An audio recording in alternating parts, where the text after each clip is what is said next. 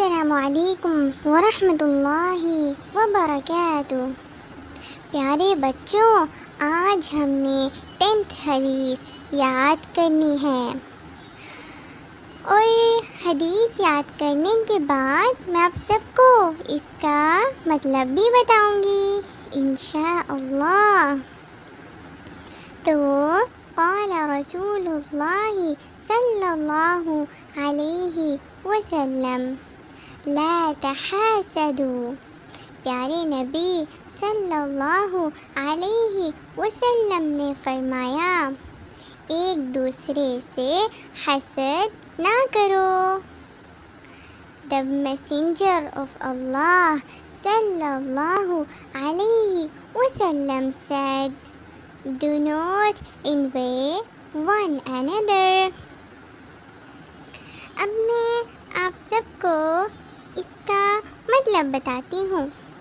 تو پیارے بچوں، اس کا یہ مطلب ہے کہ ہمارے پیارے نبی صلی اللہ علیہ وسلم ہمیں یہ ایڈوائز کر رہے ہیں کہ ہمیں کبھی بھی حسد نہیں کرنا چاہیے۔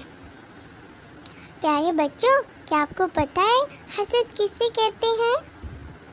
جیسا کہ اگر آپ کے فرینڈ کے پاس کوئی کار ہو اور آپ کو بھی ویسی کار بہت پسند ہو، لیکن آپ کے پاس وہ کار ٹوائے نہ ہو، اور پھر آپ کہیں کہ کاش وہ کار اس سے گم ہو جائے یا پھر وہ کار ٹوٹ جائے، تو اسے حسد کہتے ہیں۔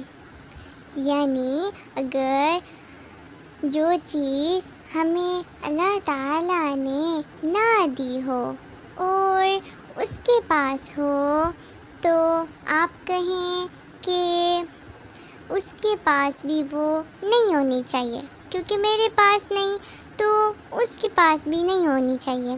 تو یہ کیا ہوتا ہے؟ یہی حسد ہوتا ہے۔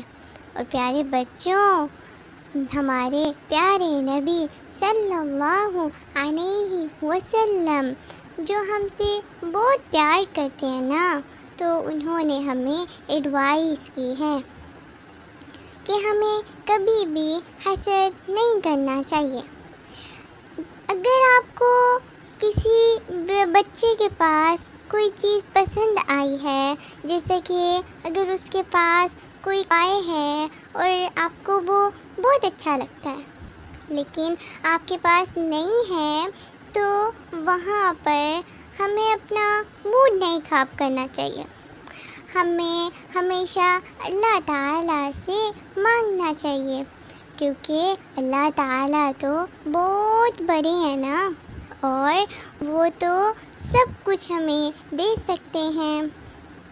تو پیارے بچوں، ہمیں کبھی بھی ایسے بیہیو نہیں کرنا چاہیے، بلکہ اگر ہمیں کسی بیبی کے پاس کوئی چیز نظر آئے جو ہمیں بہت پسند ہو، تو ہمیں فوراً سے ماشاء اللہ بولنا چاہیے، اور اللہ تعالیٰ سے یہ دعا کرنی چاہیے کہ اللہ تعالیٰ، آپ نے اس بیبی کو وہ والا کار ٹوائے دیا ہے نا، تو پلیز آپ مجھے بھی دے دیں، تو اللہ تعالیٰ آپ کو بھی دے دیں گے۔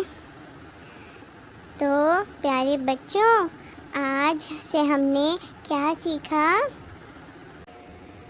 کہ ہمیں کبھی بھی حسد نہیں کرنا، کسی سے بھی ہمیں جیلس نہیں ہونا، بلکہ ہم کبھی بھی ہمیں جس چیز کی بھی جو بھی چیز ہمیں چاہیے ہوگی، ہم وہ ہمیشہ اللہ تعالیٰ سے مانگیں گے انشاءاللہ۔